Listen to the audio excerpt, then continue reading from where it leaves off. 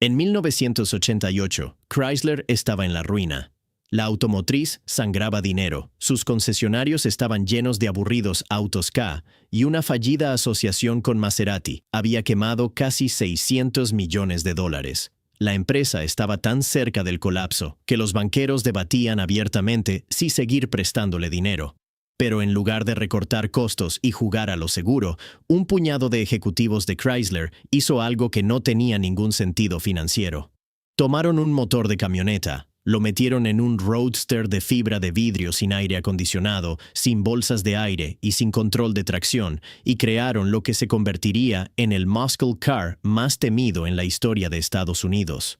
Esta es la historia del Dodge Viper y de cómo el auto que casi llevó a la bancarrota a su fabricante pudo haber sido lo único que lo salvó. El capital de trabajo de Chrysler se había desplomado de más de $14,000 millones a aproximadamente $1,700 millones para finales de los años 80. El Chrysler TC, construido en una condenada colaboración con Maserati, fracasó tan estrepitosamente que se convirtió en el chiste de la industria. Lee Iacocca había rescatado a la empresa del abismo una vez antes con el auto K y la minivan, pero esas victorias ya eran historia antigua. Los ingenieros y diseñadores dentro de la sede de Chrysler en Highland Park, Michigan, sabían que algo tenía que cambiar. Eran personas talentosas, atrapadas en una línea de ensamblaje de sedanes insulsos, y la moral en las plantas se hundía. La empresa necesitaba una sacudida, algo ruidoso, temerario y completamente diferente a cualquier cosa que estuviera en los concesionarios Dodge. Esa sacudida vino de una conversación en un pasillo y cambiaría la trayectoria de la empresa misma. Bob Lutz era el presidente de Chrysler en ese momento, un exmarine piloto de combate que mascaba puros, que había trabajado en BMW, Ford, y ahora se encontraba dirigiendo una empresa que no podía dejar de construir variaciones del mismo sedán. Una tarde de 1988, Lutz iba a toda velocidad por las carreteras rurales del sureste de Michigan en su réplica Autocraft Cobra, un auto inspirado en el legendario AC Cobra de Carroll Shelby de los años 60. El viento, el ruido del motor, la sensación mecánica pura de aquella máquina lo pusieron a pensar. ¿Y si Chrysler construyera algo así? Algo que no tuviera nada que ver con la practicidad ni el sentido financiero, y todo que ver con decirle al mundo que Chrysler todavía tenía pulso. De vuelta en la oficina, Lutz se encontró con Tom Gale, jefe de diseño de Chrysler, en un pasillo. La propuesta, ahí mismo en el corredor de diseño de Chrysler, tomó unos 10 minutos. Lutz sugirió construir un Cobra moderno, algo brutal y simple. Gale prácticamente salió corriendo de vuelta a su estudio de diseño para empezar a moldear la arcilla. El modelo inicial que creó sorprendió a Lutz porque se parecía más a un Jaguar E-Type que a un Cobra tosco, pero las proporciones eran inconfundibles. Capó largo, cola corta, postura ancha, tubos de escape laterales asomando por los guardabarros. El modelo de arcilla era todo lo que el K-Car no era. Pero Chrysler estaba en la ruina, y convencer a la directiva de la empresa de financiar un deportivo de 2 plazas cuando toda la gama necesitaba actualizarse era como pedirle al capitán de un barco que se hunde que construya una piscina encubierta. Lutz, Gale y el jefe de ingeniería de Jeep, François Castaing, siguieron adelante de todos modos. Encontraron su motor escondido a plena vista. Chrysler ya estaba desarrollando un V10 de bloque grande para la próxima camioneta Dodge Ram. La idea era tomar ese motor de camioneta, fundirlo en aluminio ligero en lugar de hierro pesado, y meterlo en un roadster pequeño y despojado. La idea era tosca, brillante y exactamente el tipo de pensamiento que ponía nerviosas a las automotrices establecidas. Un prototipo que apenas funcionaba fue armado a toda prisa para el Salón Internacional del Automóvil de Norteamérica de 1989 en Detroit. Roush Engineering soldó 2 cilindros extra a un motor Chrysler 5.8 para simular el V10. Metal Crafters transformó el diseño de arcilla de Gale en lámina de metal. El customizador de Hot Rods Boyd Coddington soldó un chasis tubular para sostener todo en su lugar. El auto traqueteaba y vibraba, pero cuando Lutz lo condujo al piso de exhibición, la reacción fue inmediata. Los periodistas quedaron atónitos. Las multitudes en el centro de convenciones de Detroit rodearon la exhibición. Llegaron cartas a la sede de Chrysler desde todo Estados Unidos de gente suplicando comprar uno, algunos literalmente escribiendo cheques y enviándolos por correo. En las exhibiciones posteriores en Chicago y Los Ángeles, la respuesta solo se hizo más ruidosa. Incluso ejecutivos de automotrices competidoras felicitaron a Lutz, aunque circularon rumores de que la directiva de Ford no estaba nada contenta de que Chrysler tomara tanto prestado del ADN del Cobra. Nada de eso le importó a Lutz. Ya tenía su rayo. Pero construir un auto de exhibición que traqueteaba y vibraba era una cosa. Convertirlo en un vehículo de producción real era algo completamente diferente y requería dinero, gente y tiempo que Chrysler apenas tenía. Lutz estableció las reglas del proyecto. Un presupuesto de $50 millones, que era aproximadamente una décima parte de lo que Chrysler había gastado desarrollando la minivan Voyager, un plazo de 36 meses, y una contratación crítica. Roy Sjoberg, un ingeniero veterano que previamente había sido la mano derecha del padrino del Corvette, Zora Arkus Duntov, en General Motors. Sjoberg organizó una reunión de reclutamiento dentro de Chrysler para encontrar voluntarios para el proyecto. Cuando la noticia se difundió entre las filas de ingeniería de Chrysler, 300 personas se presentaron como voluntarias. Él seleccionó personalmente a 85, favoreciendo a personas con experiencia en carreras amateur o antecedentes en automovilismo, porque creía que los corredores trabajarían largas horas por un salario modesto sin quejarse. Tenía razón. El equipo Viper se instaló en un antiguo edificio de ingeniería de American Motors en el lado oeste de Detroit. La operación del Viper funcionaba más como un taller de hot rods que como un programa de ingeniería corporativa. Cuando surgía un problema, Sjoberg hacía sonar una campana escolar de mano, todos dejaban lo que estaban haciendo, se reunían alrededor y resolvían la situación en el momento, sin comités, sin meses de aprobaciones burocráticas. Identificabas el problema y lo arreglabas antes del almuerzo. Pero el mayor desafío no era la carrocería ni el chasis, era encontrar el motor adecuado, y resolver ese problema llevaría al equipo Viper hasta el norte de Italia. El UV-10 de hierro fundido que Chrysler estaba desarrollando para la camioneta Dodge Ram era demasiado pesado para un deportivo. La empresa era dueña de Lamborghini en ese momento, una compra que Lee Iacocca había hecho durante los años de bonanza, y los ingenieros italianos en Sant'Agata Bolognese fueron encargados de convertir el V10 a aluminio. El ingeniero jefe de Tren Motriz, Dick Winkles, pasó meses en Italia supervisando la transformación. Lo que surgió fue un V10 de aluminio de 8 litros que producía 400 caballos de fuerza y 450 libras-pie de torque, cifras que ningún auto de producción estadounidense había alcanzado desde principios de los años 70. La nota de escape del motor se convirtió en parte de la leyenda. Debido a su ángulo en U de 90 grados, el V10 tenía un encendido irregular, produciendo un rugido profundo y sincopado que los críticos comparaban en broma con un camión de reparto enfurecido, y que los propietarios describían más cariñosamente como un trueno rodante. Para 1990, Lee Iacocca dio oficialmente luz verde al proyecto. Pero antes de que el Viper llegara a un concesionario, tuvo su presentación más dramática a través de un accidente de controversia. Chrysler había planeado originalmente que el Dodge Stealth fuera el auto de seguridad de las 500 millas de Indianápolis de 1991. Había solo un problema. El Stealth era esencialmente un Mitsubishi rebautizado, construido en Japón. El sindicato United Auto Workers, junto con los fanáticos y los tradicionalistas de las carreras, estallaron. Esta era la carrera de América, y querían un auto americano liderando el pelotón.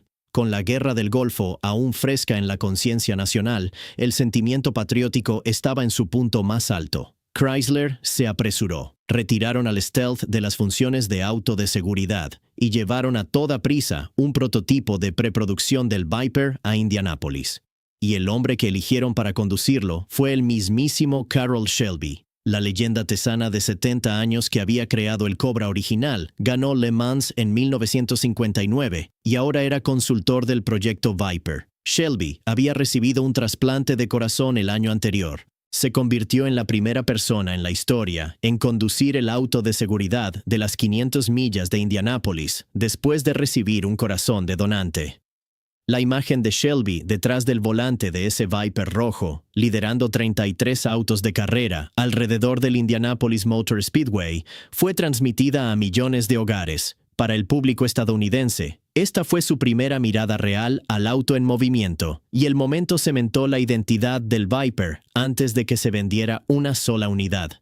Pero lo que la gente vio en sus pantallas de televisión ese día era solo la mitad de la historia. Lo que no vieron fue cómo la versión de producción se ganaría una reputación que ningún auto estadounidense había tenido en décadas. Cuando el Dodge Viper RT10 de producción finalmente llegó a los concesionarios en enero de 1992 con un precio de alrededor de $50,000, era diferente a cualquier cosa en el mercado estadounidense. Y eso incluía las formas en que podía hacerte daño. La primera generación del Viper se vendía sin aire acondicionado, sin ventanillas eléctricas, sin manijas exteriores en las puertas, sin bolsas de aire, sin frenos antibloqueo, sin control de tracción y sin control de estabilidad.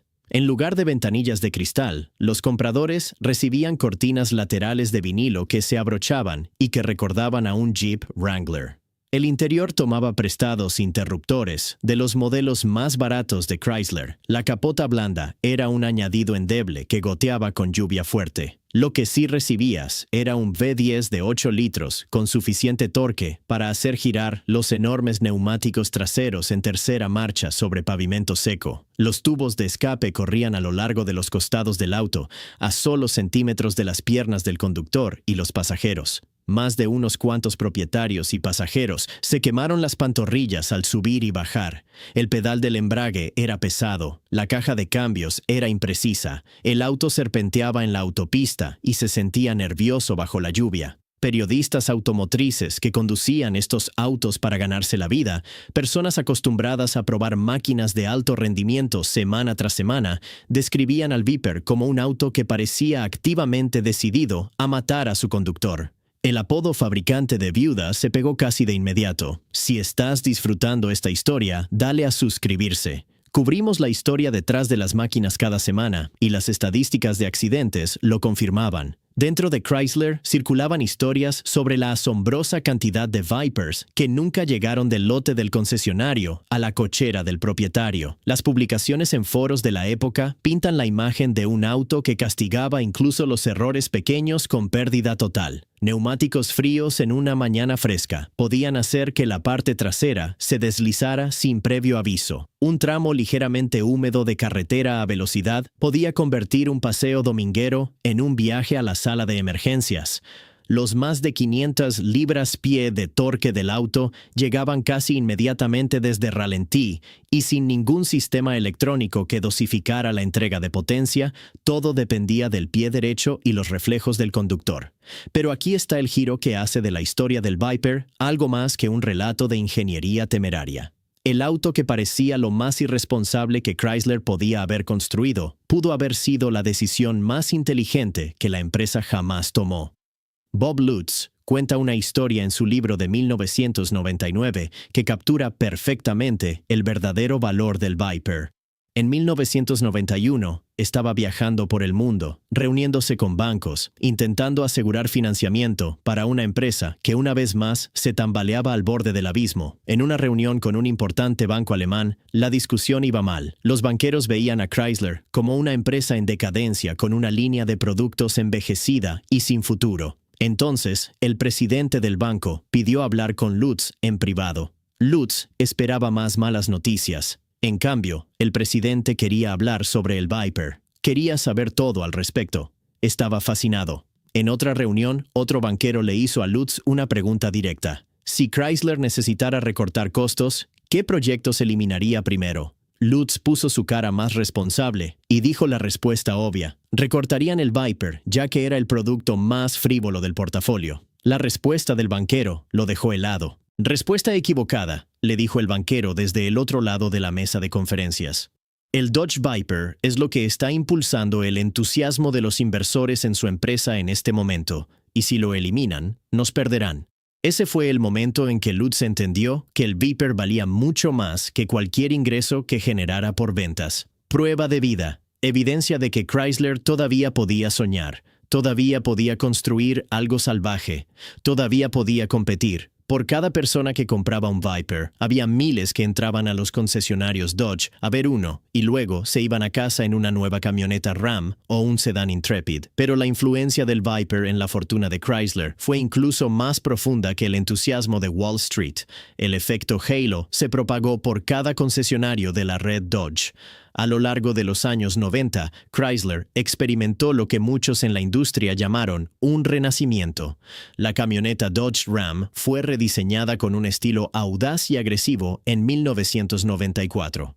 Los sedanes Cab Forward, LH, el Intrepid, el Concorde y el Eagle Vision recibieron elogios de la crítica.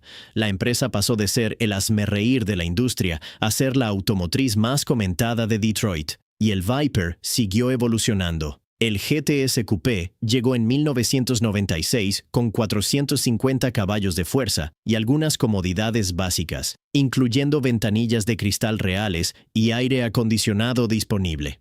También se convirtió en una fuerza legítima en el automovilismo, ganando su clase en las 24 horas de Le Mans y dominando las carreras de resistencia estadounidenses. En 2003, el rediseño SRT10 llevó el motor a 8.3 litros y 500 caballos de fuerza. Para 2008, la cuarta generación producía 600 caballos de fuerza de 8.4 litros. Pero la historia del Viper nunca fue un camino sin baches. Reflejó la propia y turbulenta historia corporativa de Chrysler en cada curva. La fusión de 1998 con Daimler-Benz afectó los presupuestos de desarrollo. La recesión de 2008 casi mató al auto definitivamente, y la posterior bancarrota de Chrysler en 2009 sí pausó la producción, cerrando la planta de ensamblaje de Conner Avenue en Detroit, donde cada Viper había sido construido a mano. El auto permaneció inactivo durante 2 años. Entonces, en 2010, el nuevo CEO de Chrysler, Sergio Marchionne, sorprendió en una conferencia de concesionarios al revelar un prototipo de la quinta generación del Viper. Regresó en 2013 con 640 caballos de fuerza, un habitáculo modernizado y finalmente, después de 20 años, control de estabilidad y control de tracción. La ironía era palpable. El auto que había construido toda su identidad sobre ser indómito, ahora tenía redes de seguridad electrónicas, pero las ventas nunca se recuperaron a los niveles anteriores. En su punto máximo a mediados de los años 90, Dodge había vendido alrededor de 3,000 Vipers al año. Para 2015, las ventas anuales habían caído a aproximadamente 670 unidades. El auto era costoso de producir, difícil de certificar bajo regulaciones de seguridad y emisiones cada vez más estrictas, y su base de compradores se estaba reduciendo. En 2017, el último Dodge Viper salió de la línea de ensamblaje de Conner Avenue. Estaba acabado en rojo Viper con franjas blancas, un tributo al original. A lo largo de 26 años modelo y 5 generaciones, Chrysler había construido aproximadamente 32,000 Vipers. El auto nunca fue un éxito de ventas masivas y nadie en Dodge esperó jamás que lo fuera. Chrysler incluso destruyó 93 Vipers tempranos que habían sido donados a escuelas técnicas después de incidentes en los que estudiantes los conducían ilegalmente en vías públicas. La empresa aplastó los autos a pesar de las peticiones de la comunidad automotriz para salvarlos, citando preocupaciones de responsabilidad civil. Todo el episodio se convirtió en una extraña nota al pie para una máquina que siempre había bailado en el filo de lo legal y mecánicamente responsable.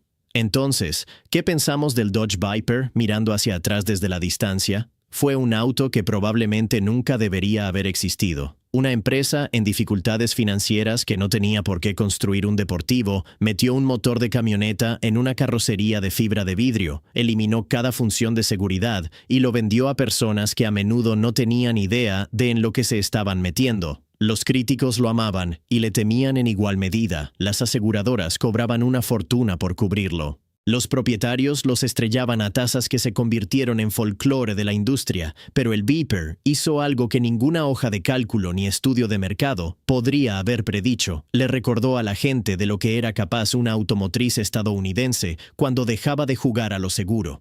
Le dio a la propia fuerza laboral de Chrysler una razón para creer en el lugar donde trabajaban, hizo que banqueros e inversores se inclinaran hacia adelante en sus sillas, y produjo un sonido, ese retumbar profundo e irregular del V10 resonando entre las paredes de la planta de Conner Avenue que toda una generación de entusiastas del automóvil todavía puede escuchar en su cabeza. El Viper nació de la bancarrota. Fue construido por inadaptados, conducido por un hombre con un corazón trasplantado y temido por casi todos los que se sentaron detrás de su volante. Ni seguro, ni práctico, ni rentable en el sentido tradicional. Pero pudo haber sido el auto más importante que Chrysler jamás construyó. Y en algún lugar en Bend, Oregón, o Scottsdale, Arizona, o un garaje climatizado en los suburbios de Detroit, los Vipers sobrevivientes descansan en silencio sobre sus neumáticos, esperando a alguien lo suficientemente valiente o lo suficientemente temerario como para girar la llave.